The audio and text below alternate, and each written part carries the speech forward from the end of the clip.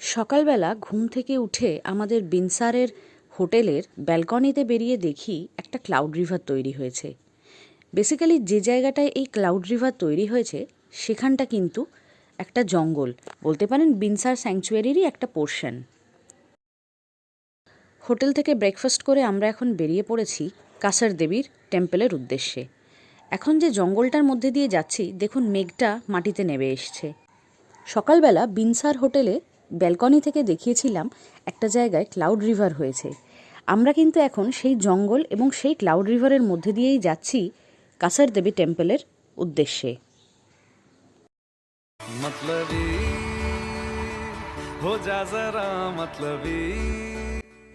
যাই হোক, গানটা এটুকুতেই কাটলাম, না হলে আবার কপিরাইটের প্রবলেম আছে। আমরা এখন এসে গেছি কাসার দেবী টেম্পলে।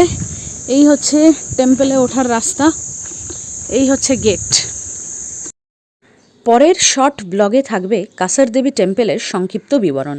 তবে আপনারা যদি সম্পূর্ণ ভিডিও দেখতে চান তাহলে তার ডেসক্রিপশনে দেওয়া রইল, আপনারা অবশ্যই সেই ভিডিও দেখে নিতে পারবেন।